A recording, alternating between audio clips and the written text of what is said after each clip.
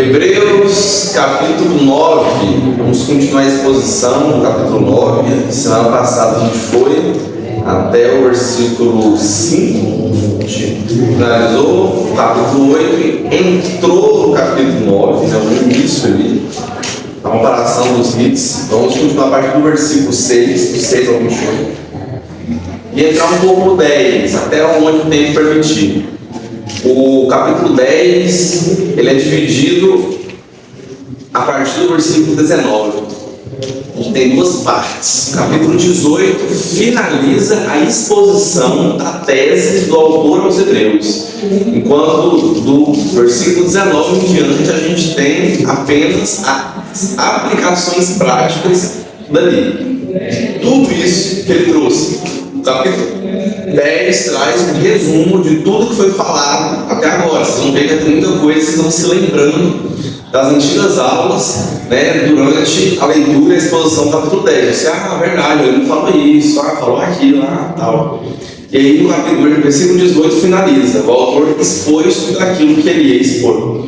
E aí depois ele vem e traz aplicações práticas, alguns são bem conhecidos, o versículo 25 talvez seja o mais conhecido desse final de Hebreus, fora no capítulo 11 também, que fala da natureza da fé. O 10, 25 fala, não deixamos de congregar com a costume de alguns. Algo bem prático, olha, faça isso, você tem que fazer isso, porque o texto bíblico ele tem que falar para a gente tem que primeiramente entender o que Deus quis falar inicialmente para os leitores daquela época. A primeira coisa é essa, o pessoal já lê, já sai calmo. Vamos entender o que significava para as pessoas de 2000 anos atrás, entendeu? Ou até mais, assim, de falar do Antigo Testamento. E aí depois a gente tem que entender o que Deus quer falar para a gente hoje, que é aplicar esse texto em nossas vidas. O que quer dizer, por exemplo, a palavra de Deus é viva e eficaz. O que o autor quis dizer naquela época para o povo? E o que significa para a gente? O que isso é aplicável para a gente? A gente tem a aplicação expositiva. A aplicação expositiva é o que? Uma exposição ao texto bíblico, dentro do seu contexto, com aplicações práticas para a gente. E aí tem aqui o modelo de exposição bíblica, está em Hebreus. A Epístola aos Hebreus é um sermão, literalmente um sermão. E o sermão, ele encerra a sua etapa ali no capítulo 10, versículo 18, onde ele deixou de introduzir, resumiu e recapitulou e expôs toda a sua tese, e depois ele passa apenas a aplicar ela. Ele fala, com isso que eles vão fazer? Eles vão fazer isso e aquilo. E começa a aplicar. Mas antes, não finalizamos ainda essa primeira etapa, vamos lá no versículo 6. Ora, depois de tudo isso assim preparado, continuamente entram no primeiro tabernáculo os sacerdotes para realizar os serviços sagrados. Mas o segundo, o sumo sacerdote, ele sozinho, uma vez por ano, não sem sangue, que oferece por si pelos pecados de ignorância do povo, querendo com isso dar a entender que o Espírito Santo, que ainda o caminho do santo lugar não se manifestou, enquanto o primeiro tabernáculo continua erguido. Isso é uma parábola para a época presente, e segundo essa se oferece tanto dons como sacrifícios, embora estes, no tocante à consciência, sejam ineficazes para aperfeiçoar aquele que presta culto, os quais não passam de ordenança da carne, baseadas somente em comidas e bebidas e diversas abluções impostas até o tempo oportuno de reforma. Então aqui o autor falando, olha, os sacerdotes entravam no primeiro templo e no segundo templo somente o sumo sacerdote entrava e não sem sangue, tinha um custo para ele entrar lá. E eles entravam naquele local e tudo aquilo era só sombra daquilo que viria. E uma vez que veio aquilo que realmente era guardado, não é necessário mais guardar isso, essas coisas da sombra, eram sombra do que? Do Espírito Santo. O autor está falando que, olha, o Espírito Santo de Deus, ele está presente em cada um de nós que cremos e aceitamos Jesus como Senhor e Salvador das nossas vidas. Então você tem o Espírito Santo em você tem essa consciência que te pesa, que você, eu não posso fazer isso. Consciência de que é certo e que é errado, e você tem um consolo do Espírito Santo, aquele que leva a palavra até Deus, sua oração, limites inexprimíveis até Deus. E a presença de Deus não é mais geográfica, não está ali num local só, acessível a uma pessoa uma vez por ano, não. Ela é para todos nós. Então, a gente percebe a superioridade dessa nova aliança, como é melhor estar debaixo dessa nova aliança. E cada crente, né, a gente tem um chama de sacerdotes universais dos crentes. Nós somos sacerdotes, todo cristão é um sacerdote, assim como eles eram, todos nós, eleitos pelo poder de Deus, não segundo a ordem levítica. Não é por nascimento, por nascer numa tribo fez 30 anos para um sacerdote, não é por isso. Mas aquele que crê em Jesus como seu Salvador e recebe o Espírito Santo, isso sim. E aí ele fala, olha, eles são ineficazes, esses dons e sacrifícios são ineficazes para aperfeiçoar aquele que presta culto. São ineficazes, porque se fosse, não seria necessário mais, né? O sacrifício de Jesus é perfeito, que uma vez só, acabou, resolveu o problema. Aí então até a gente fez a leitura lá dentro, né? Até perguntou sobre dons e sacrifícios. A palavra que melhor traduz essa palavra no grego para dons seria ofertas. Por quê? Não no sentido de meus dons, dom que Deus me deu e me sacrificando. Não é isso que o autor quis dizer, pode escrever isso de modo nenhum. A palavra para dom significa ofertar realmente. Então, um dom é o que Deus nos dá de graça. E quando fala que a gente tem que dar de graça também, o sentido não é dar meus dons. Meu dom é a palavra, meu dom de ensino. Eu estou aqui, dediquei tempo para essa aula e estou aqui ensinando vocês, estou oferecendo dons para Deus. Não é isso. É oferta de sacrifício referente, literalmente, ao sacrifício de sangue dos animais. E os mais pobres não eram com sangue, eles doavam às vezes cevada, trigo, alguma coisa, ok? Então nem todos os sacrifícios eram de sangue. Então, dons e sacrifícios são ofertas de sacrifícios. Eles eram ineficazes para aqueles que prestam culto. Por quê? Porque Deus literalmente Ele quer o seu coração. Ele quer um coração limpo, um coração contrito. Ele não rejeita o coração contrito nunca. E isso é desde o Antigo Testamento. Porque se você leva ofertas e sacrifícios sem estar arrependido, Deus não recebia a sua oferta. Não adiantava nada. Olha só a primeira oferta a Deus, graças a paz que a gente tem registro, Caim e Abel. Primeira oferta que a gente tem para Deus é a pastor comigo quando Caim. Desculpa, gente. A seu pedido, aliás, quem não sabe, agradeço a Kelly por eu gravar nas aulas, viu? A pedido dela, eu comecei a gravar nas aulas. Essa aí vocês viram. Então, desde sempre, Deus sempre quis o arrependimento e não sacrifícios. Olha Caim e Abel para você ver. O sacrifício de Caim não foi aceito, não foi de coração. Foi um sacrifício por sacrificar. Da mesma forma, quando você presta culto a Deus, seu coração tem que estar voltado inteiramente a Ele. Não basta só vir à igreja, não basta só ofertar, não basta só entregar o seu tempo de direção para Deus, para ajudar a decorar a igreja que confiou de manhã, para varrer no culto de Jóis, por exemplo, para ajudar a pegar cadeiras, para ficar na cozinha, trazer um lanche para a juventude, para preparar uma pregação, dedicar para o ensino sair do louvor. Não basta só isso. Seu coração, Deus quer o seu coração, entregue seu coração para Ele. Ele sempre quis isso, desde o começo. Desde o começo, essa é a forma de prestar culto a Deus.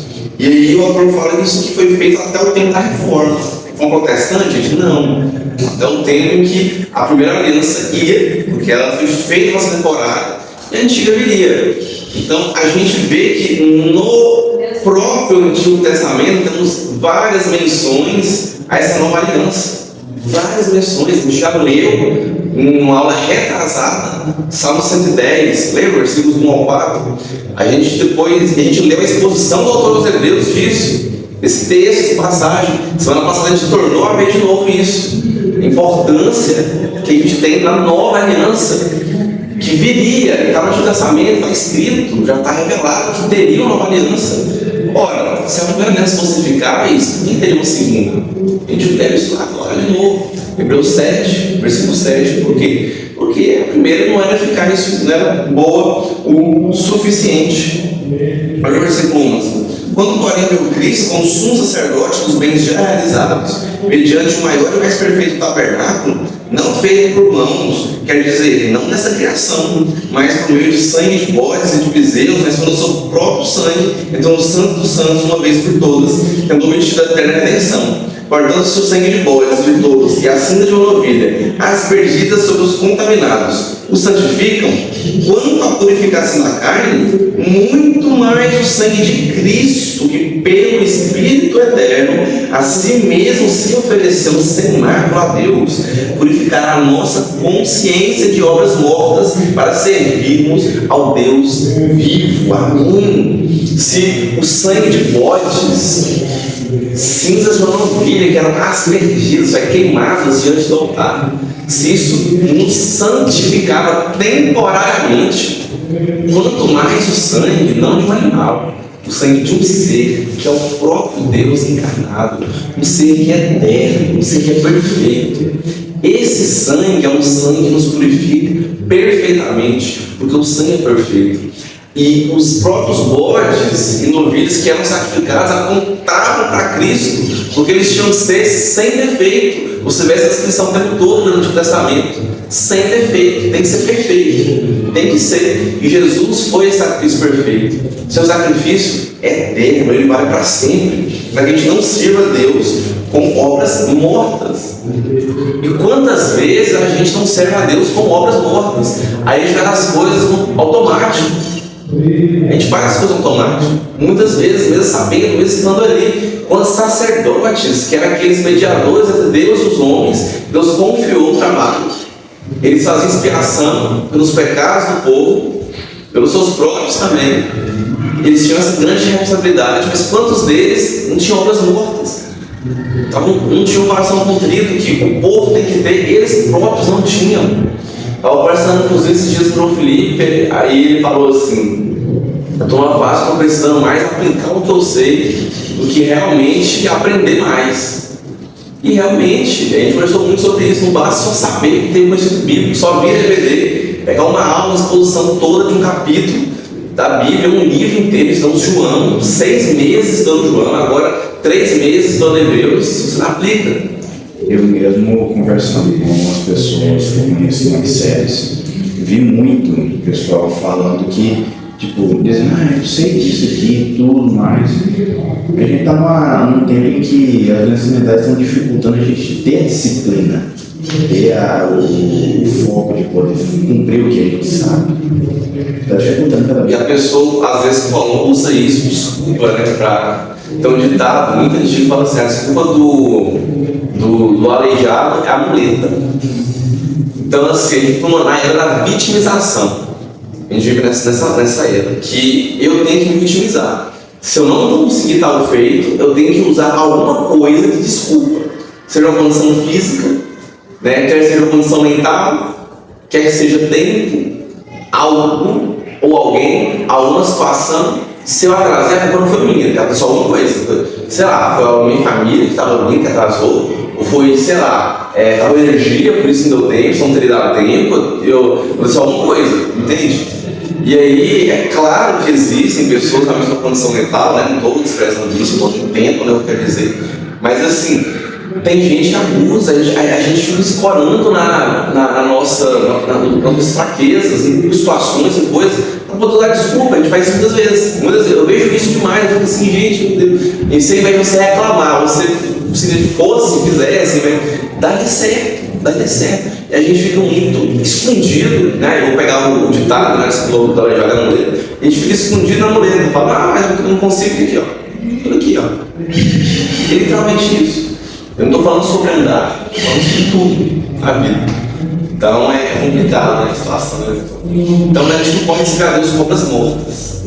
Deus quer um coração contrito, arrependido, Ele quer que Ele sirva com obras vivas. Versículo 15: por isso mesmo, Ele é o mediador da nova aliança, a fim de intervindo a morte para a remissão das transgressões que havia sobre a primeira aliança, receba a promessa da eterna herança. Aqueles que têm sido chamados, porque onde há testamento, é necessário que intervenha a morte do testador, pois o testamento só é confirmado no caso de mortos, visto que de maneira nenhuma tem força a lei enquanto vive o testador.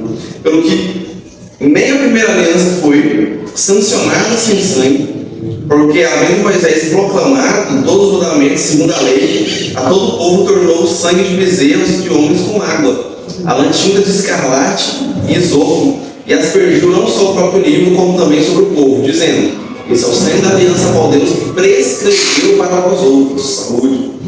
Igualmente também aspergiu com sangue no tabernáculo e todos os utensílios do sangue sagrado. Com efeito, quase todas as coisas, segundo a lei, se purificam com sangue, e sem derramamento de sangue não há remissão. Remissão de pecados, no caso. É necessário que haja um derramamento de sangue para a remissão de pecados, porque aí agora sim cabemos aquela carta, literalmente, porque Deus quis. Deus quer que seja assim. Deus instituiu isso. É necessário que sangue seja derramado para ser propiciação para pagar os pecados de vocês.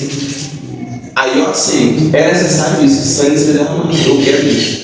E Jesus foi o sacrifício final. Por isso nós não precisamos sacrificar mais hoje em dia. Gente, eu fico pensando o seguinte: você quer uma prova principal disso que o autor está trazendo, que Deus é chave hermenêutica para entender o Antigo Testamento, a transição do Antigo para o Novo. Aqui, literalmente, pega tudo do Antigo Testamento, né, e interpreta coisas do Testamento à luz do Novo, Cristo que já veio, o Messias já é revelado. Então é a chave hermenêutica de entender o Antigo para o Novo é aqui. Você quer uma prova principal, é assim, que tudo que o autor traz para a gente, cara, por Deus, que Deus está falando, do que o véu do santuário se rasgar, cara. Aquele véu não ia rasgar do nada. Deus não ia permitir que fosse das trevas rasgasse o véu onde sua glória habita. Não faz nenhum sentido. Aquele véu, ora, só poderia ter sido rasgado pelo poder do próprio Deus. É a sua glória que estava ali. Homens morriam diante da presença de Deus se apresentasse algo estranho, ou um sacrifício que não deveria, na hora errada, pessoas erradas. Se o véu se rasgou, gente, para mim, essa é a principal prova. Se o véu se rasgou, então realmente houve uma quebra, acabou completamente a primeira aliança e veio a segunda. Imagina o seguinte: você tem um celularzinho, eu vou pegar um celular bem acabadinho, um celular lentinho, por exemplo. Nossa, você tá louco? O celular dela era 4 GB de memória, cara. Você tem noção? Então era 4 GB hoje nada, né? O que é 4 GB? Essa aula dá mais de 4 GB. Quando você grava, dá 5 GB, 9, não, 5 é quando é uns 40 minutos, dá 9 GB em vez, então assim, é muita coisa. E ela sofreu muito, e de RAM acho que era uma vida só, era pouquinho. E aí, obviamente, ela vai para um celular melhor depois, né? Foi um celular temporário. O segundo celular que vai vir, o celular melhor. E ela comprou um celular melhor depois, graças a Deus, comprou um celular bem melhor. Tem, acho que é 216 GB de RAM, acho que é 4, 6, 8, enfim, eu fui com ela para comprar um celular novo. E aí, é como se ela comprasse um celular novo, mas não faz um antigo, não faz sentido. O antigo é inferior, o antigo era temporário, não é que ele foi inútil, em vão, ele é descartável, não é nesse sentido. Ele foi importante até que o segundo celular viesse. A antiga aliança ela foi importante até que Jesus viesse instaurar essa nova aliança, porque Deus instituiu dessa forma. Ele trouxe a primeira aliança como se fosse um tutor para a gente, Paulo expõe isso em Gálatas, para nos levar até Cristo, até que a segunda aliança viesse. Você vê muitas pessoas apegadas à primeira aliança, com o celular não presta. E que ele foi útil sim, até que o celular novo viesse. O novo veio, já veio, e tem mais de 2 anos, viu? Aceite o novo. Gente, apego a ritos judaicos, cultos judaicos, hoje em dia coisa antiga, pelo amor de Deus. Vai ler Deus. É tentar mudar dos outros, né? Vai trabalhar a pessoa e falar isso, vai ler Deus, não vai resolver o problema. Explicar o porquê. Você leia, você estude, você está aqui, você entenda, e com sabedoria, com as palavras certas, resuma isso aqui e explique para ela. O Espírito Santo age no coração dela para ela entender. A gente vê várias igrejas né, próximas da gente, querem voltar algumas práticas que não fazem nenhum sentido. Não fazem nenhum sentido. Tocando trombeta, com a avaliação no culto. Gente, passou, já foi. O sangue de Cristo veio e se derramou. No versículo 16, 17, na minha Bíblia, as duas palavras são iguais, são traduzidas como testamento. Eu não sei se a Bíblia de vocês como foi traduzida, talvez possa ser traduzida como aliança. É a mesma palavra no hebraico. Inclusive, a gente divide a Bíblia como Antigo Testamento e Novo Testamento, justamente por causa dessa palavra grega, que eu esqueci. Semana passada eu tinha olhado ela, eu lembrava, mas eu esqueci. Então, bem, eu vejo ela de novo e trago para vocês. Se eu lembrar, se eu esquecer, me cobrem. Palavra Novo Testamento. Eu até mencionei que ela aparece 17 vezes, não, aquela aparece 18 vezes em Hebreus, né? Aquela primeira vez e mais 17. E que já são 2 aparições dela. No capítulo 10 ela torna a aparecer. Então, testamento. aliança. Então a própria Bíblia é dividida em nova aliança e antiga aliança. Eu vi um comentário do Sayana muito interessante. Ele não gosta de chamar de Velho Testamento, ele gosta de chamar de Antigo Testamento. Por quê? Ele explicou e eu concordo plenamente com a explicação dele. Inclusive eu uso muito mais antigo. Os teólogos muito antigos, comentaristas bíblicos, você pode reparar, a gente sempre abrevia quando a gente vai comentar, a gente não coloca antigo e novo, muito raro, a gente coloca AT e NT. No seu caso no AT e tal, e vai. Vitor que tem grupo de estudo mais marcado, pode observar, ele coloca AT. AT de antigo, não coloca BT, é AT. Então nós somos habituados com antigo. Tá antigo? A explicação boa, a explicação disso é o seguinte: velho traz uma sensação de inutilidade. Igual nesse exemplo do celular que eu falei, é um exemplo óbvio, que nem o celular antigo você descarta ele e a gente chama de velho, o celular velho. Velho e tal. Enquanto o novo, não, beleza, coisa boa, velho, agora antigo traz respeito, traz algo mais assim, foi importante, mas passou. Mas antigamente era assim, pronto. Mas velho, passado, não.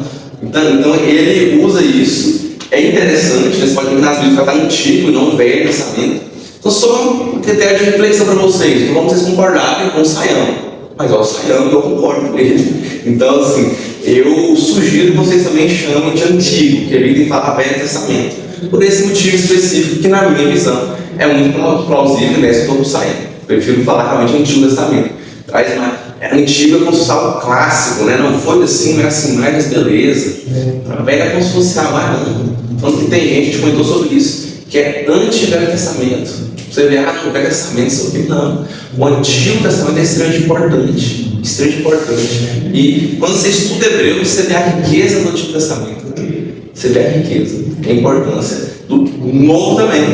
Não se apegue nem ao Antigo, nem ao Novo. A Bíblia como um todo, porque toda a palavra de Deus é útil para ensino e toda ela é inspirada por Deus. No 23 a 28, a gente finaliza o capítulo 9. Era necessário, portanto, que as figuras das coisas que se acham nos céus se purificassem com tais sacrifícios, mas as próprias coisas celestiais com sacrifícios a eles superiores. E por que os sacrifícios eram superiores? Vamos pausar rapidinho aqui. A gente comentou muito sobre isso, vamos recapitular. Porque Jesus era perfeito. O sangue dele foi o sangue próprio que ele entregou, não foi sangue de animal. O tabernáculo dele não foi elegido por mãos humanas, é um tabernáculo celestial. Okay? Porque Cristo não entrou no santuário feito por mãos, figura do verdadeiro. Então, olha, o santuário que Cristo entra, ele é o santuário de verdade, cujo qual o santuário que Deus ordenou que Moisés construísse, ele é uma figura, uma representação do santuário celeste que já existia, que vem de antes. Porém, no mesmo céu, comparecerá agora por nós diante de Deus. Nem adianta para se oferecer a si mesmo muitas vezes, como sumo sacerdote, cada ano entra no Santo dos Santos com sangue alheio. Jesus entra no seu próprio sangue. Uma vez só, foi eficaz. O sacerdote entra várias vezes e não adiantou nada. Jesus, uma só vez, pronto. Outro ponto: Jesus está sentado à destra de Deus nos céus, enquanto o sacerdote, apenas por um curto período de tempo, de uma vez no ano, estava na presença de Deus. Jesus está continuamente na presença de Deus e do lado de Deus.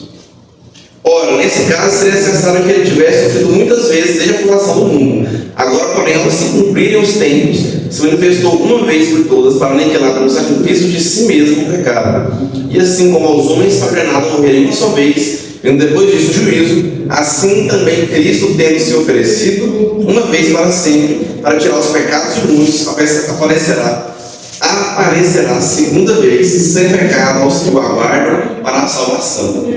Está ordenado aos homens morrerem uma única vez. Pronto. Não existe purgatório. Não existe reencarnação. Você só morre uma vez. Os espíritas que distorcem a Bíblia, diz o kardecista, eles negam esse versículo, ignoram, fecham os olhos. Os católicos, que o purgatório é uma tradição, é algo que veio anos, séculos depois, ignoram completamente essa parte da Bíblia. Está ordenado a gente morrer uma vez, pronto, só uma vez. Eu não vou usar aqui esse versículo para comentar acerca da base bíblica acerca do inferno ser eterno. Eu vou entrar aqui nisso, que alguns usam ele como argumento para isso. Que o inferno, alguns acham que é aniquilacionismo, a gente vai ser aniquilado. A gente não, perdão. Repreende. As pessoas não salvos, eles serão aniquilados. No inferno, alguns acreditam numa aniquilação total, por exemplo, os testemunhos de Jeová, para eles nem existe inferno, então morreu, acabou. Os adventistas, por exemplo, é uma aniquilação que vem depois de sofrer um certo período de tempo proporcional ao seu tempo de vida aqui na Terra e ao que você fez de errado aqui na Terra. Então você, sei lá, sofre 20 anos, 70 anos, depois você é aniquilado. Né? A gente não crê assim, a gente crê no sofrimento eterno, que a gente só morre uma vez. E alguns nem passaram pela morte, né? Alguns vão ser arrebatados, é o corpo. Né? Então, não tem como, fuja das doutrinas e saiba estudar. Sabe, está aqui, versículo claro, vai lá, Hebreus 9 aí, ó. Hebreus 9, pega aí 27, acabou, 27, 28. Aí você fala, Jesus não é uma das vezes. Uma, pronto. Nós também, está escrito isso. É literalmente isso, não tem dificuldade de entender. Se você perito em hermenêutica, exegese, entender isso aqui. Uma vez só e acabou. Zerou, ok? Entrando então no capítulo 10, né? Como eu falei no começo, capítulo 10 agora mais recapitulação de tudo que a gente já viu, né? Olha como ele inicia. Ora, visto que a lei tem sombra dos bens vindouros, e aí se você está quietinho em casa, tentando fazer um estudo, não devocional, um devocional mais tranquilo, você abre, você lê, você medita, né? Devocional você não vai olhar tanto assim um contexto, né? Sugestão para quem quer, e você gosta muito de olhar essas coisas, então também.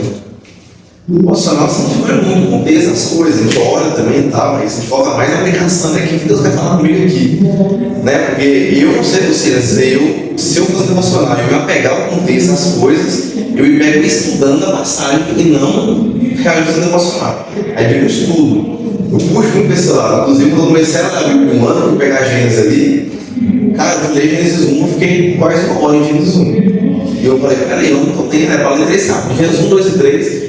Li Gênesis 1, cara, aí começando todas aqui, eu fui lá com a passagem, bom, eu já li Êxodo, já li tal, fui no Novo Testamento e li, cara, que interessante, puxando, pesquisando, eu pera, isso não é um estudo, ó, isso é um devocional, freia, bora menos, dá uma segurando aí, mano, bora lá. Então você pega ali, você fazer uma reflexão só, né? Ok. Agora, se você for fazer um estudo de Hebreus 10, e pegar Hebreus 10 do nada, é meio complicado. Porque o autor fala aqui, assim como eu falo para vocês, estou falando com quem já assistiu ao menos uma das aulas, ao passado vocês viram.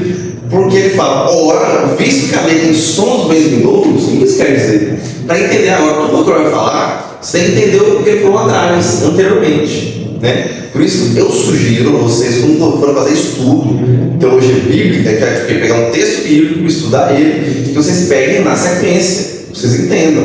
E peguem as referências cruzadas também. Né? Como assim? Por exemplo, para Hebreus, você tem que ler Levítico para entender Hebreus. Você tem que ler Levítico. Então, talvez fazer estudo de Levítico, Hebreus é pesado para você, né? Claro, assim, isso bem rapidinho, você mesmo, pessoalmente. Levítico é um livro até grandinho também, mas você vai perceber a diferença, é necessário. Né? E aí você chegar no 10 do lado, você entender o resto, fica complicado. Não temos ninguém aqui nessa função, vocês todos estão aqui presentes, vão entender bem o que eu quero dizer. Bora lá. Não é imaginar as coisas, nunca jamais pode tornar perfeitos os ofertantes, com os mesmos sacrifícios que ano após ano, perpetualmente, eles oferecem. Tá. O sacrifício por si só não torna perfeito aquele que oferta o sacrifício. Eu saber da lei não me torna perfeito. Eu sacrificar não me torna perfeito. O que importa realmente é o coração. Sempre foi assim. Então, é como a lei é como se fosse um exame. Você vai ao hospital, faz o check-up e detecta que você tem, sei lá, está com colesterol alto. Ou está com diabetes, por exemplo, ou você tem hipertensão, né? Pressão alta. Isso cura a pressão alta, não cura diabetes, cura o colesterol, não cura. O que cura é um tratamento, tá? Beleza, agora eu sei disso, eu sei que eu estou numa condição, eu preciso me cuidar, como que eu faço? Aí é onde vem Jesus na história, a importância da antiga aliança, a lei extremamente importante, ela foi necessária. O problema é quem vive nela até hoje. Ela foi necessária, sim, importantíssima. Então, aqui a gente vê de forma clara que o sacrifício por si só não te torna perfeitos. Entendendo que nós vamos sempre nos sacrificar. A gente entrega a nossa vida como um sacrifício vivo a Deus. A gente entrega bodes, cabritos, novilhas, e ovelhas e cordeiros. A gente entrega a nossa vida de devoção completa a Deus. De outra sorte, não teriam cessado de ser oferecidos, porquanto os que prestam culto têm sido purificados uma vez por todas. Não mais teriam consciência de pecados. Entretanto, nesses sacrifícios parece recordação de pecados todos os anos, porque é impossível que o sangue de touros e de bodes remova pecados. Somente o sangue de Jesus Cristo remove pecados. Um touro não te salva, não. Um bode, o sangue dele derramado não vai te salvar, não. E aqui o que acontece? O que eu estou falando aqui? Que se por um lado, é uma perspectiva que vocês nunca pararam para pensar na vida, muito provavelmente. Se por um lado tinha um sacrifício anual por propiciação dos pecados de todo Israel, por outro lado, isso é um memorial do pecado. O pecado fazia aniversário todo ano. Todo ano o sacrifício é um memorial do pecado. Memorial que você é pecador, pequei, pecamos contra o Senhor, somos pecadores reprovados. Então isso é um memorial. Ano após ano, fora do sacrifício geral, fora do sacrifício que acontecia semanalmente, mensalmente, né, nas festas. Então, isso é um memorial que você é pecador. Assim como a ceia é um memorial. Mas é um memorial que aponta para Cristo. A gente reflete nos pecados, a gente examina nós mesmos, isso é muito importante. Esse filho da ceia é extremamente importante. E, inclusive, acho que hoje tem, será que tem Natal, né? Talvez tenha, não sei se a Pastor Souza vai ter, acho que funciona, claro que tem. Mas é memorial. Da mesma forma, o sacrifício é memorial que você é pecador, a nossa nação é pecadora, inclusive o próprio sumo sacerdote, antes de entrar um sacrifício por ele mesmo. Somos pecadores. Por um lado, você lembrava que Deus estava ali, sua graça perdoando, mas lembrava que nós somos pecadores. E aí, quando você não se perdoa, você constantemente se lembra daquilo, você realmente se perdoou para aquilo? Se você não tem a consciência do pecado disso, você... Exemplo, vamos lá. Suponho que o Vitão não estava na cara daquele. Hoje, dia 22 de dezembro. Aí, todas as férias, recebe daquela, cara, é para São Luís, beleza. Aí, dia 22, a gente se lembra. Então pede desculpa, arrependeu, passou um ano. Então, não estava na cara, né, e tal. Então, não, verdade e tal. Aí, daqui mais um ano, dia 22 de dezembro. Nossa, então, não estava na cara, né? Então, não, verdade. Então, não estava na cara daquela, é verdade. Isso ano após ano. Gente, passou. Não é? Não passou. Já foi dar para cá, já perdoou, porque já está convivendo de boa com o Vitão, então nem foi dormir na cadeia, então tá tranquilo, tá tranquilo. Então o Felipe está aqui, só um exemplo seria ele bater, ele não está aqui. Ele ia falar tudo de ruim eu. Então automático, cara, eu nem penso, quando eu ver já foi. Mas nós estamos em todo lugar, cara. Então, é assim. Então, esse memorial, isso é uma prova, mais um argumento da ineficácia dessa antiga aliança. Cara, o tempo todo lembrando disso. E com Cristo, as coisas velhas se passaram e eles se deram novas. Nova criatura somos. Aí tem músicas muito lindas que usam de forma poética que afogou nossos erros, nossos defeitos, pecados, nosso passado no mar do esquecimento do Senhor. Linda, acho muito bonita essa poesia disso. Nossa, no mar do esquecimento. É isso. Agora, se você tem todos se lembrando disso, cara, você liberou perdão mesmo? É desgastante, cara. Isso tem um exemplo bem simples aqui, até em vista é simples, em vista do nosso pecado com Deus é culpado. Então, o sacrifício de Cristo, quando a gente se lembra, não é para lembrar só dos pecados, já aponta para a salvação. O sacrifício dele na cruz, na verdade, né? Então, isso é de extrema importância. Versículo 5. Por isso, ao entrar no mundo, diz: sacrifício e oferta não quiseste, antes um corpo me formaste, não te deleitaste com holocaustos e ofertas com pecado. Então eu disse: eis, estou aqui no rolo do livro que está escrito a meu respeito, para fazer a Deus a tua vontade. Depois de dizer como acima: sacrifícios e ofertas não quiseste, nem holocaustos e orações do pecado, nem com isso te deleitaste, coisas que se oferecem segundo a lei. Então acrescentou: estou aqui para fazer a Deus a tua vontade. Remove o primeiro para estabelecer o segundo. Nessa vontade é que temos sido santificados mediante a oferta do corpo de Jesus Cristo, uma vez por todas. Aqui ele cita o Salmo 40. Alguém pode ler lá pra gente rapidinho? Pode ler 3 versículos do Salmo 40? No versículo 7 ele cita o Salmo 40.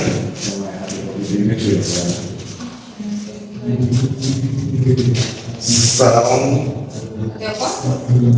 40, versículo 6 até o 8. Salmo 40, versículo 6 ao 8. Sacrifícios e ofertas não quiseste, abriste os meus ouvidos. Holocaustos e ofertas pelo pecado não requeres. Então eu disse: eis que estou, no rolo do livro está escrito a meu respeito. Agrada-me fazer a tua vontade, ó Deus meu. A tua lei está dentro do meu coração. A gente chama esse salmo de salmo messiânico, não porque foi o Messias escreveu, né? Davi era o Messias. Ele aponta para o Messias, ele fala a profecia que o Messias viveria e que a lei está escrita no coração. A gente leu lá em Jeremias, lembra? 31, capítulo 31, versículo 31 ao 34. Deus ia colocar a lei no coração, eis que tem nova aliança que eu vou fazer com vocês. Eu vou escrever a lei no coração, não vai dar uma tábua mais não, no coração de cada um de você. Então é isso. A lei hoje é o nosso coração. Era para ser assim, sempre foi. Sempre foi, desde o início, o propósito de Deus. Isso aqui não é um delírio, um surto coletivo dos apóstolos de Jesus, não. Estava escrito que seria assim. Eles entenderam que Jesus era a revelação última e final. A gente chama de revelação progressiva, né, na teologia. A revelação era progressiva, era gradual no tempo. Deus foi revelando coisas, até chegar no ápice da revelação de Deus, que é o seu próprio Filho, que também é Deus, que é o Deus Filho de Jesus Cristo encarnado aqui na terra. A gente viu isso lá em Hebreus 1. Ele é a revelação última e final e máxima, acabou. A revelação é progressiva até Cristo. Pós-Cristo acabou, não tem nada a ser revelado nessa vida não, cara. Quando a gente morrer vai ter muita coisa ainda, né? Agora não tem, acabou. Jesus morreu, né? Ele se revelou, ressuscitou, e a gente tem a Bíblia, que é a palavra de Deus, e concluímos, não temos nenhuma revelação nova, nenhuma visão diferente, não tem nenhum anjo que vai aparecer e falar uma coisa aqui, vai contradizer tudo que já foi revelado. Não tem. Não, eu tive um sonho, eu vi 2 anjos falando para mim, mas Deus falou comigo. Deus falou comigo, tudo bem, o homossexualismo está liberado, tudo bem. Deus falou comigo, eu vi uma visão.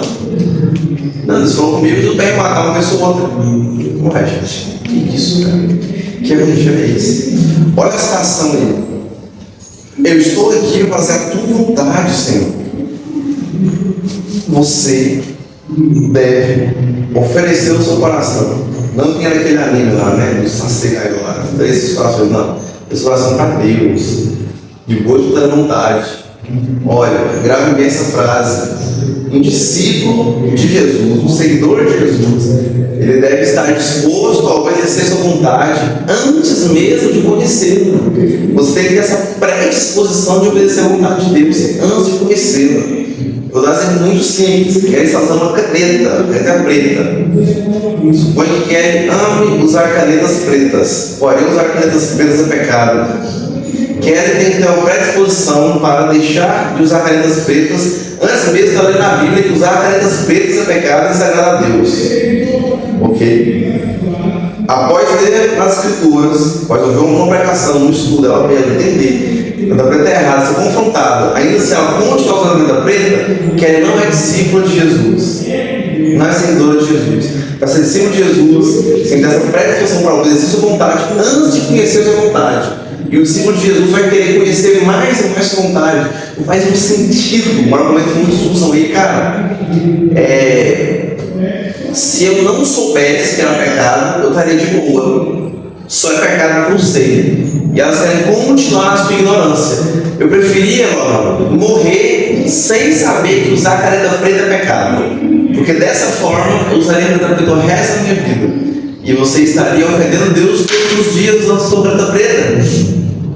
E isso não lhe incomoda? Isso é um problema muito grande. Porque a pessoa está pecando sem saber. O pior, ela prefere continuar pecando, prefere não saber. E quer continuar pecando sem saber.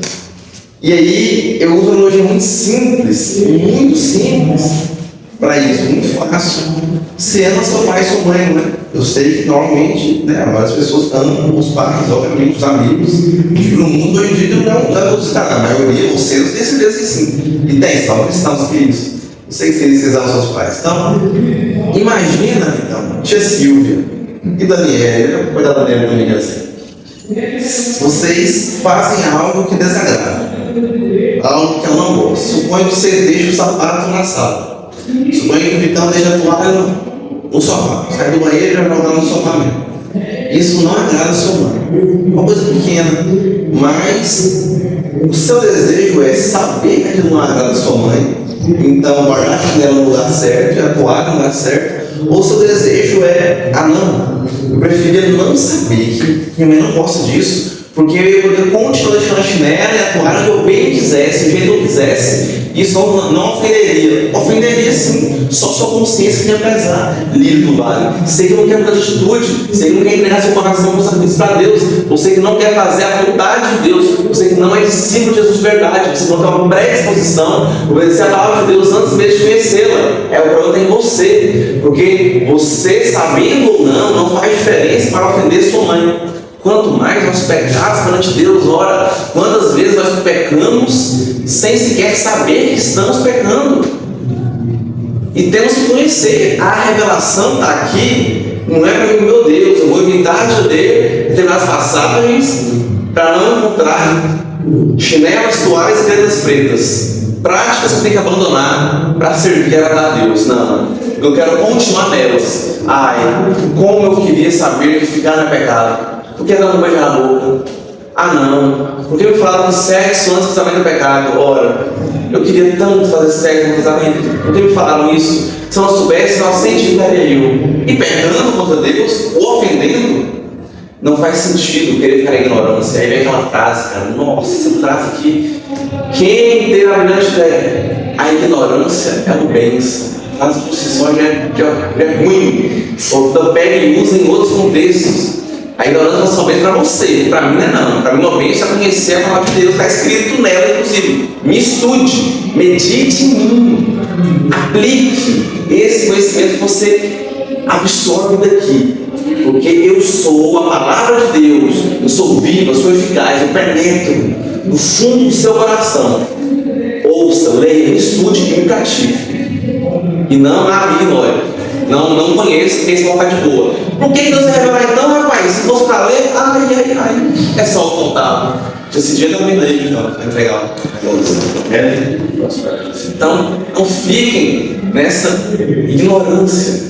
Estudem a palavra de Deus, tenham isso. Saibam que se tiver algo que você faz, você não tem consciência, que esteja disposto a abandonar. Eu vou pegar um exemplo prático, bem prático. E a Kelly, a gente conversou muito sobre isso também, inclusive. A gente conversou acerca da teologia da vestimenta. Você lembra? Acho que foi no mês de agosto, se não me engano, né? A gente viu os padrões bíblicos de vestimenta. A gente conversou acerca de shorts curtos, principalmente também, né? Que não há nada a Deus, literalmente tem lá as bíblias, só quem está vendo o vídeo procura aí depois. E quem estava aqui a ver o judaísmo sabe, né? Então, a Kelly falou assim, uma coisa muito interessante, né? Que a gente não para pensar nisso às vezes.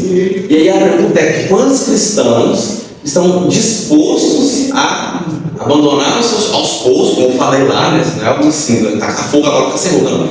Abandonar aos poucos, né? Começar a se vestir mais, ou biblicamente falando, começar a se vestir de fato, né? Não disposição nudez ali, e abandonar isso sem aquele velho pensamento, bem prático, a gente viu, sem aquele velho pensamento de não, é religiosidade, não, é legalismo, não, mas isso é coisa de pastor tradicional demais, de seminarista que impõe doutrina aos outros, sem, não, eu uso o que eu quiser, eu cumpro minhas regras. Eu vi um post esses dias, quem mandou, não sei se foi Israel, que era assim: Meu universo, minhas regras. Jesus falando, meu universo, cria um universo para você e você faz o que você quiser. O meu corpo, minhas regras, aí, então, o universo de Deus, né? Ele criou o mundo, né? As regras dele, pronto, tá aí. E aí a gente vê que nossa mente é cauterizada muitas vezes, não só para isso, para outras coisas, mas para várias outras coisas, outras práticas, né? E fala-se bastante sobre o vestimento da mulher, que do homem é menos. Então, tem homem também que não aceita uma boa isso, fica meio assim, receio. As mulheres brigam mais porque já estão no saco cheio de ouvir isso por aí também, né? De forma errada. Mas quando você vai para a Bíblia, cara, é Bíblia, pronto. Se vista, cubra suas coxas, cobre seu quadril, não usa um decotada que marca demais, tão pronto com a mulher, roda aqui em cima, resumindo tudo é isso. Mas a Bíblia está todo lá, na exposição, né? Os 40 minutos. Que seja bênção para quem assistiu e quem for assistir no futuro.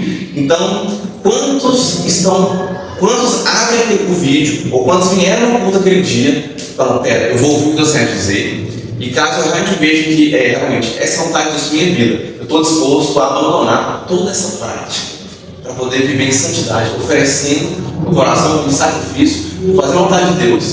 E quantos não fecharam suas mentes instantaneamente, ou abre um vídeo só para criticar, abrir os comentários para detonar, para uma coisa assim, cheio disso aí na internet, cara. Então, no entanto, não viraliza nem nada. Algumas pessoas assistem, né? Sim, mas dá uma boa matéria, graças a Deus. Se a pessoa assistir foi edificada, está valendo, né? Então, quando as pessoas perdem sua mente, assiste com a necessidade de refutar, vem com o coração aberto, a mente aberta, para entender realmente. Então, tenha essa predisposição para obedecer à vontade de Deus, antes mesmo de conhecê-lo. Porque isso nos caracteriza como discípulo de Jesus. Porque está escrito que a gente vai ser conhecido como discípulo de Jesus se a gente obedecer os seus mandamentos. Ok? Continuando. Versículo 11 ao versículo 18. Vai dar tempo, hein? Tranquilo. Aqui ele vai trazer agora contrastes, né? Ele como eu falei, um resumo de tudo que a gente já viu. Por quê? Qual é a grande tese da epístola, que é mais uma pregação expositiva da epístola aos Hebreus? Cristo é melhor. Pronto. Cristo é superior. Resumir uma frase é isso. Foi resumir uma palavra, a palavra é melhor. O foco é mostrar isso. Quanto a nova aliança é melhor que a primeira. Quando Jesus é superior a tudo. Jesus é superior ao quê? A Moisés. Jesus é superior aos anjos. Jesus é superior a Josué. Jesus é superior à antiga aliança. Jesus é superior à lei dos profetas. Então Jesus é superior ao sumo sacerdote de todos os outros sacerdotes. Jesus é superior. Pronto. Inclusive isso parece algo bem óbvio. Se a pessoa só ouvir esse trecho aqui, só falar isso, você... beleza. Cara, aí você viu o quanto você perde profundidade. A gente tem todo um livro para falar disso. Cara, você acha que isso é tão simples de entender? Pega só essa frase. Não, Jesus é melhor que Moisés. Beleza. E Jesus é o Josué. Não, concordo. Jesus é os anjos. Beleza, e aí? Olha como tem gente que é vendo raso, cara. Você acha que essa frase isso não é toda a exposição bíblica? Revelação de Deus através de um autor que é desconhecido. Deus não quis que a gente soubesse que era o autor. E está aqui. E a gente teve aulas no plural, 3 meses estudando esse livro, cara. Então, assim, é profundo o negócio. Não é tão simples assim, já entendi, beleza. E aí, bola pra frente. Vocês entendem a profundidade disso, de falar que a nova aliança é superior à antiga.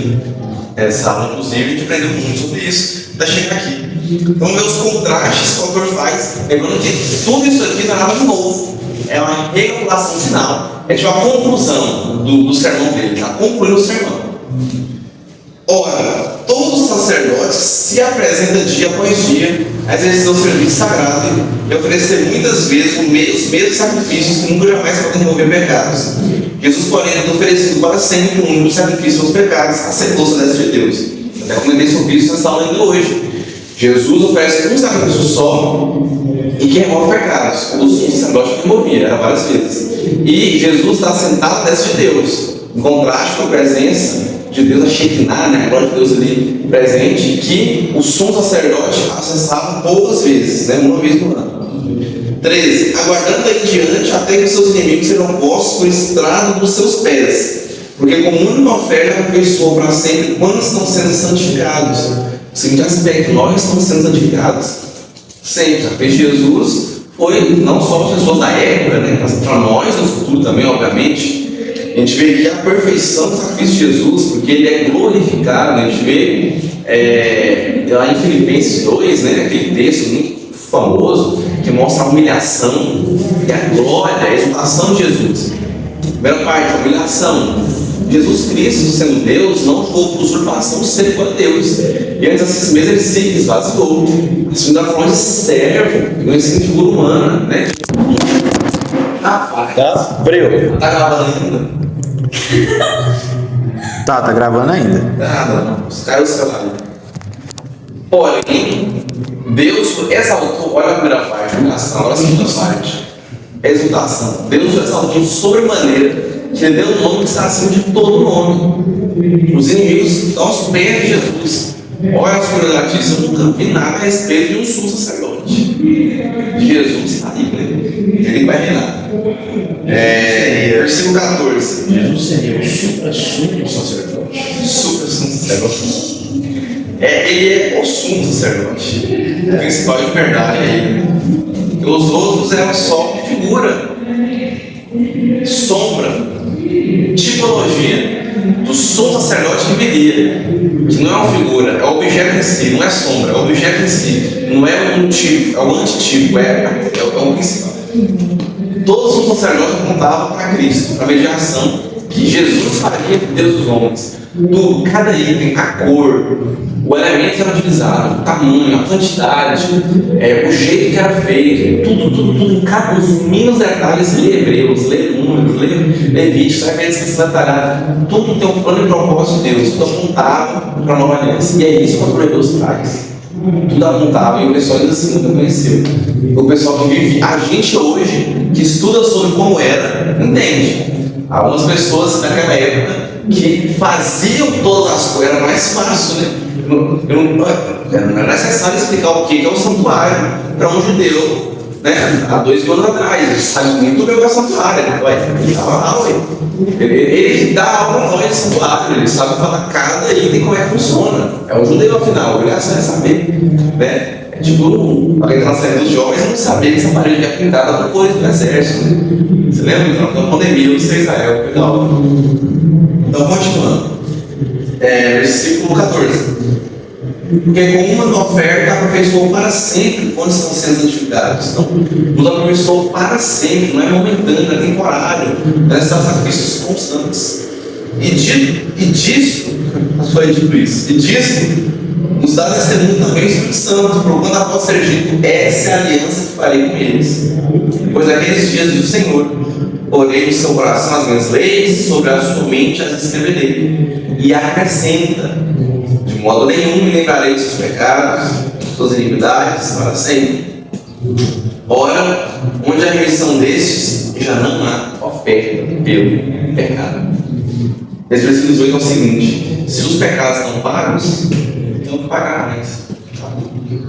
Não faz sentido oferecer ofertas, matar bode, ovelha, se Jesus já morreu por nós na cruz. Agora também que fazer esse sacrifício hoje em dia seria uma banalização do próprio sacrifício de Deus. Fora que até mesmo tem versículo bíblico você leu que comprova que isso não conseguiria fazer a expiação dos nossos pecados, já que é um sacrifício menor do que a nossa própria vida. Perfeito. Então, o sangue de todos os bodes purifica, né? Como a gente leu aqui, como a gente acabou de ler aqui agora também, onde a remissão desse não é necessária oferta. Então seria a gente banalizar, seria dizer que o sacrifício é completo, precisa complementar. E a gente vê isso muito na prática de muitas pessoas, que elas falam na salvação lá pela fé, mas na prática vivem com as pelas obras. Na prática, muitas pessoas, elas complementam a salvação de alguma forma. Para acessar, eu preciso não somente aceitar Jesus como Senhor e Salvador da minha vida, mas eu preciso também pagar a penitência. Preciso ser uma boa pessoa, preciso fazer isso, preciso fazer aquilo. Olha, gravem bem, nós não fazemos coisas boas para ser santos. Nós fazemos coisas boas porque nós somos santos. O sangue de Cristo nos torna santos. Um exemplo prático disso: eu não preparei uma aula e não vim dar uma aula de EBD para ser um professor de EBD. Eu preparei uma aula e estou dando aula porque eu sou professor de EBD. Eu não estudo a Bíblia para me tornar um professor de EBD. Eu estudo a Bíblia para preparar a lição porque sou um professor de EBD. Você não serve a Deus, você não segue a palavra de Deus, não obedece às leis do Senhor, não foge do pecado para ser santo. Você faz isso porque você já é santo. Um santo faria isso. Um santo faz de conversa fiada. Um santo está num relacionamento sério com alguém, ele está de conversa fiada com uma pessoa que claramente não tem interesse, que já está esse pequeno gestos. Não faria isso. Então, eu não estou fazendo isso porque isso vai me santificar. Não, eu sou santo. Como um santo se comporta perante Deus, como nós devemos nos comportar. Entende? Então, não deixe de pecar para ser santo. Eu já sou santo. O sangue de Cristo me santifica, me purifica em meus pecados. Por isso, eu tenho que ter uma atitude de quem é santo. Né? E muitas vezes, queridos, a gente às vezes vem à igreja, até a noite a gente ouve a palavra de Deus, né? E a gente às vezes sai reflexivo, a gente sai triste. Nem toda pregação de renovo, pregação de te dar ânimo, de dar força. Principalmente as pregações que são mais confrontativas, batem de frente com o seu pecado. Essa aula aqui não tem como fugir disso. Está confrontando nosso pecado, está confrontando nossa entrega genuína a Deus. Aquele que se entregou, que você quer alguém que saiu da sua zona de conforto. A pessoa que mais saiu da sua zona de conforto foi Jesus, que era Deus, criador de tudo, governa tudo, sabe de tudo. Ele deixou sua glória para vir ser um ser humano e sofrer na terra 33 anos, tem base. E você não pode sair da sua zona de conforto para obedecer a sua vontade. Não tem pressa que você obedecendo antes de ouvir. Não pode deixar de ficar, não pode deixar de usar uma roupa curta, não pode deixar de conversar no tipo de reverência para atenção à pregação. Você não pode deixar de mentir com os outros. Pelo amor de Deus, gente, fala aí. Na verdade, se for olhar o tempo que Jesus esteve aqui na Terra, ele não teve sequer de zona de conforto. Até porque ele estava em todo momento em caminhando para os objetivos de Deus. E Deus não deixa a gente em zona de conforto. Porque o conforto é no céu. É nele. O conforto é nele no céu. Então, Jesus não teve zona de conforto no terreno. Então, por que vamos esperar que a gente tenha? Mas a gente quer acomodar. É mais fácil eu ficar no meu sofá. É muito mais fácil. Na minha casa, tranquilo, sem me expor, sem me envolver, sem me entregar, né? Então, nem toda pregação, né, vai ser uma pregação que vai te dar força, te dar ânimo. Muitas pregações vão servir realmente para você sair abatido. Mas é necessário. É muito fácil de mãe, pai, isso, né? Se eu não te educar aqui, o mundo te educa. Se eu não bater, o mundo bate. Então, é quase isso, galera. Refletir na palavra de Deus, a sua vontade, nossos erros, nossos pecados, para nos tornar pessoas melhores. Porque isso é o ideal, esse é o certo. Não quer dizer que isso é um processo fácil, dói, né? Doloroso. A exemplo disso, uma coisa bem básica no socorro, só aprendi vendo na televisão, um noticiário, que ele pode confirmar para nós, sei que foi só 6 meses de medicina, sei que só um período, né? Mas só 6 meses de medicina, ela pode confirmar para nós. Uma pessoa esfaqueada, a faca no corpo, você não pode tirar a faca, é isso? Você tirar a faca, você vai sangrar, melhor deixar a faca por um tempo. Ou seja, tem a hora certa, tem um jeito certo, e tem a pessoa certa para fazer isso. Porém, a faca vai ficar a vida inteira, né? A faca vai ficar a vida inteira. Eu lembro quando eu falei no pós-culto, estava eu, o João Felipe e a Bia, né? Eu falei para eles, olha, Deus está me dando muito tempo para falar nossa juventude acerca de investimento, realmente. Algo que eu venho estudando há muito tempo, assim, só que estudando profundo, só um pouquinho aqui ali, mas recentemente estava indo na profundidade. Estava escrevendo material de tempo já, desse mesmo ano. Foi a base para, né, e aí eu falei assim, mas é um tema delicado, é um tema fácil. Inclusive, na Juárez depois a gente falou sobre isso também, não é um tema fácil, é um tema delicado. Então a faca que está aí enfiada, né? Mas tem que tirar, não pode ficar a vida inteira. Tem hora certa, tem. Né? Mas você tem que tirar em algum momento. Vai sangrar, vai doer. E aí vai doer mesmo. É o pecado dói. O pecado é uma ofensa com Deus, o pecado dói no Senhor. Às vezes a gente não pensa nisso, né? A gente pensa na dor em deixar o meu prazer e não pensa na ofensa que a gente causa ao nosso Criador, ao nosso Salvador. Aquele que nos ama apesar dos nossos defeitos. Vamos tentar conversar sobre isso. O Israel, o Alessio, como que Deus nos ama, sabendo que a gente ia. Eu vou dar um exemplo assim, cara, a gente precisa ter uma cobra que te pica todo dia e você cria ela. Você gosta dela, você ama ela. Tipo isso. É incrível. Eu falei assim, cara, como que Deus consegue olhar pra gente? E eu tenho a resposta para essa pergunta, é óbvio, mas é uma reflexão que eu pego fazendo constantemente. Como que Deus olha pra gente e não vê o meu pecado, o meu defeito nele? Como assim, cara? Ele é santo, puro. Vitão, bateu na queda, né? Vou pegar um exemplo. Cara, o resto da vida, geral, então, como o cara bate a mulher. Pronto. O cara bate a mulher. Então, Kelly foi adúltera. Olha pra Kelly como aquela que traiu o marido. Deus não olha pra gente dessa forma. Para de esquecimento. Perdoou. Ana era escravatada, falsificou o documento, dava golpe nos outros. Eu sou assim. Aí Ana se converte. Mas a gente na igreja não sabe, essa irmãzinha aí, ela veio pra igreja agora, ela deu golpe, só que na igreja com uns 10 ela deu golpe. Passa essa ideia, rapaz. Então a gente olha pro erro, a gente olha pro passado das pessoas, e isso é tão injusto, porque você está colocando aquele erro da pessoa como algo que você não faz. Eu não me refiro ao erro específico. Você pode nunca ter traído, você pode nunca ter batido em mulher, você pode nunca ser com um 7-1, um estelionatário. Mas você perde todo dia também. Você perde. E a resposta a essa pergunta, né, que é uma pergunta para reflexão, não é para ninguém responder. Obviamente, você refletir sobre isso. Deus olha para o sangue de Cristo que foi derramado sobre nós. Por isso ele não tem pecado. Era assim. Foi assim. Né, na inauguração da Páscoa, quando o anjo da morte passa, e a Páscoa era um lembrete daquilo. O anjo da morte vê o sangue e não o primogênito lá dentro que tinha que morrer. Ele não vê quem tinha que morrer, vê o sangue. Então essa é a resposta. Deus olha para nós e o sangue de Cristo sobre nós. Não importa se você está vermelho como o mais puro carmesim. Deus, né, através de Jesus Cristo, seu sacrifício, nos faz alvo, brancos, é como a neve, nos purifica, não importa o seu erro. Imagina, eu vou falar uma coisa mais horrenda, mais cara, um pedófilo, um estuprador, cara, que é o pior que existe.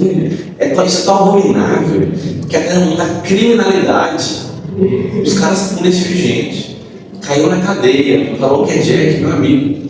Isso é tão abominável que nem no mundo do crime, nem os bandidos toleram esse tipo de gente. Até eles sofrem mais que o normal na cadeia. Sofrem.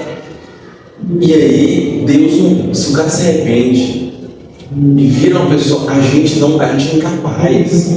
Através do criminoso, a gente é incapaz de olhar para o cara como um servo de Deus. Você vai olhar para ele o resto da vida como um pedófilo. Você vai olhar para ele o resto da vida como um abusador.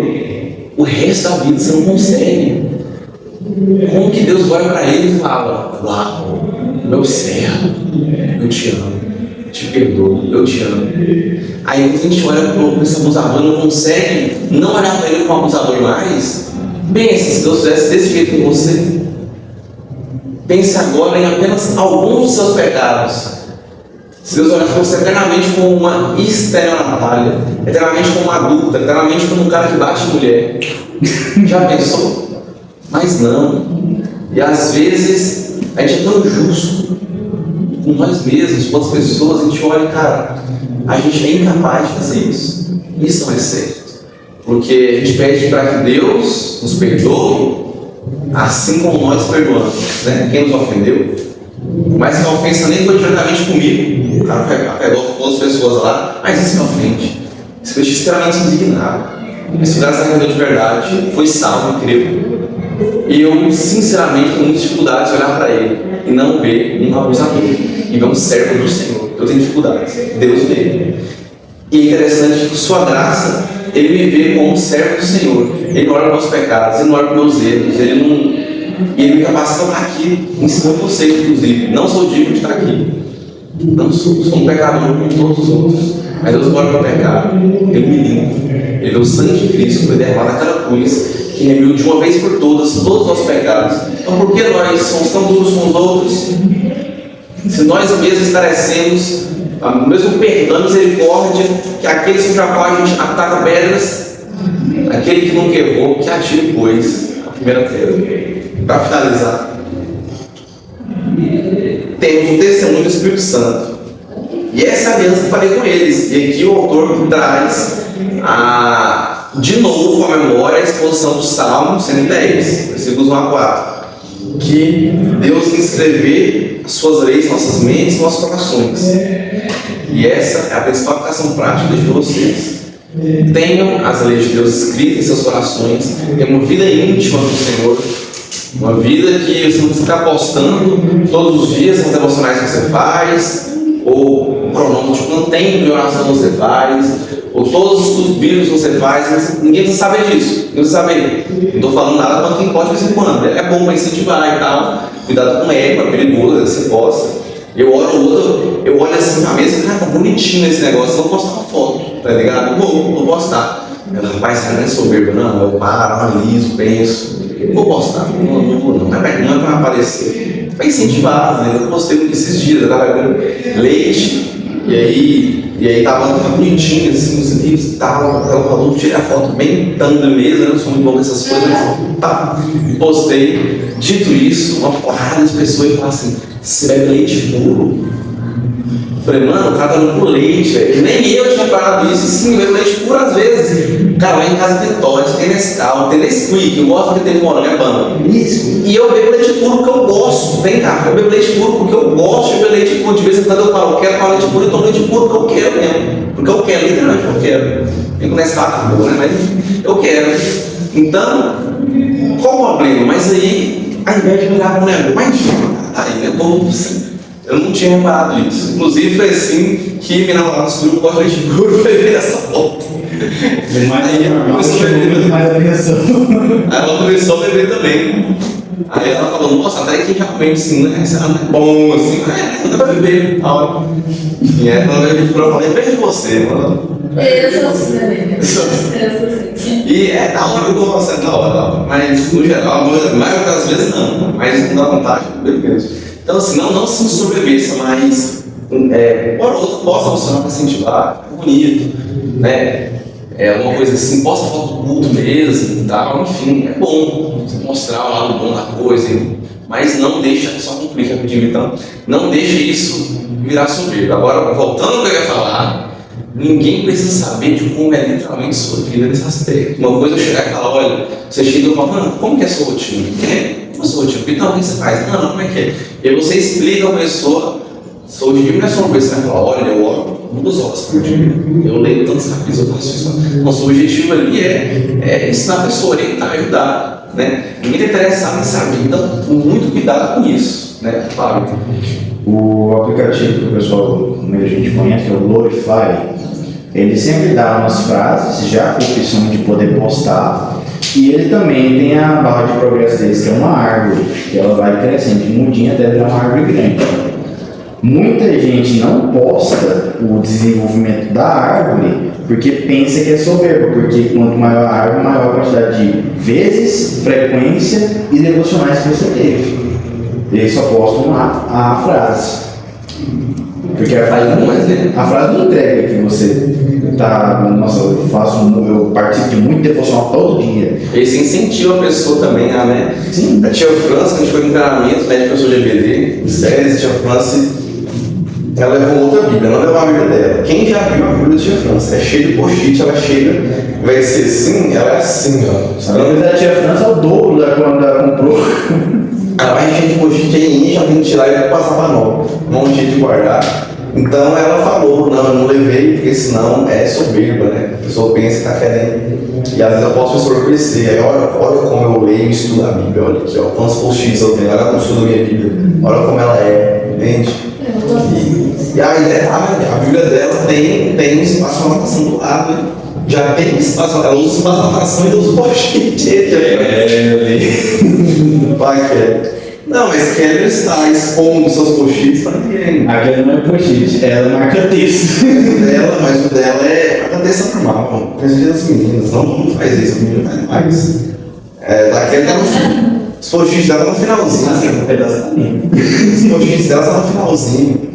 Então, o que é o ideal? O que é o ideal? O ideal é que você tenha uma vida íntima e de devoção a Deus tão grande, ser tão cheio do Espírito Santo, ao ponto de isso transbordar na vida das pessoas tão próximas a você, a forma de pessoas que você não escolheu derramar, entenda o que eu quero dizer com isso, derramar o Espírito Santo na forma delas, né? Que elas percebam que você é cristão e que elas percebam sua vida íntima através da sua vida pública.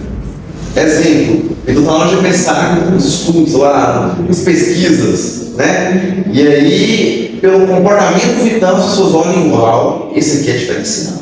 Tem alguma coisa nele diferente. Ele fala muito desse Deus aí, né? Então, isso que ele chama de um cristão de verdade, é isso que o Paulo fala de cristão de verdade, que é uma faculdade de medicina. Uau! Olha as crentes aí, eram as amiguinhas dela, né? Aí eram as amigas dela. É um prazer conhecer elas um dia. Ela traz elas pra casa, é difícil, né? Elas não vai ficar todo dia, né? Mas é legal. Então, cara, olha isso. A diferença não é escola, rapaz. Tudo é diferente, né?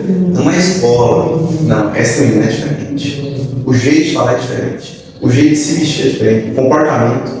Você vê o jeito que elas querem, eles se importam com as pessoas é diferente. A mansidão, a calma, a paciência, o jeito de amar pessoas que não merecem também não, gente, pelo amor de Deus, é para graça. Então, de graça você vê, de graça dá, vamos liberar perdão, vamos liberar amor, gente, tem que amar. Você só é discípulo de Jesus, sempre. Ame, é bíblico isso.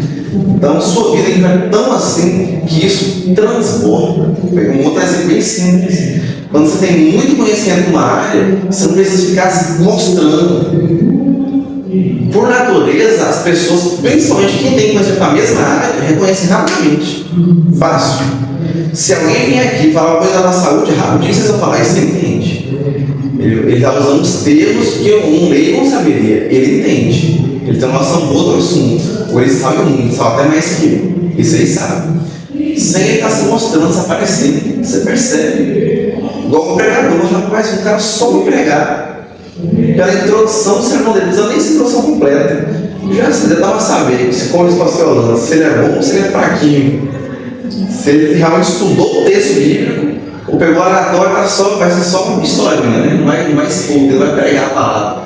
Eu não estou indo contra operações temáticas, não. A temática é importante, é bom, mas tem aquela operação temática que é uma exposição do tema, né? Cada operação temática é uma exposição do tema. E o Hernandes Dias Lopes, ele usa uma proporção que eu gosto de proporção também. Eu pensei na proporção antes de ver ele falando disso. Eu falei, cara, se eu estou comparando com o Hernandes Dias Lopes, então estou bem na parada, né?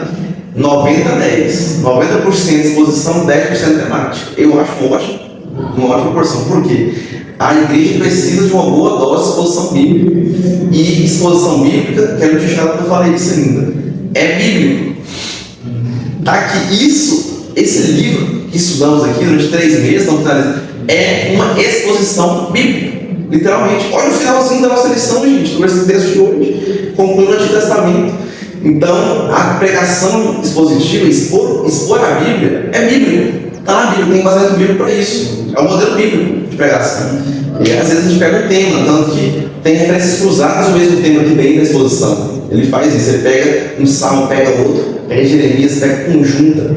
Tem cruzado até com João, inclusive, enfim. Mas que foi isso depois, assim. Então, precisamos de exposições bíblicas para entender o que Deus quer, sua vontade. Não permanecer em nossa ignorância, que a nossa vontade, obedecer a vontade de Deus, entregar nossos corações como sacrifício a Ele. Tem uma vida de devoção, de modo que o Espírito Santo se manifeste em sua vida para as pessoas ao seu redor. E libere perdão, porque Deus não morreu o seu pecado. Jesus morreu uma vez por todas, como propiciação dos nossos pecados, os pecados que você vai cometer ainda, e de modo tal que Deus não olha para você como pecador, Ele viu o sangue de Cristo em você e foi como um santo, e você não precisa de nenhuma ovação para ser santo. O sacrifício de Cristo te deixa santo, mas como você é santo, você vai se comportar como um santo. Amém? Amém. Um juiz não se comporta de tal maneira para ser juiz. Um juiz se comporta de tal maneira porque é um juiz. Você é santo. Se comporte como um. Amém? Deus, pois, nos abençoe e aplique sua palavra. Nós vamos orar para encerrar. E aí a gente sabe desse papo.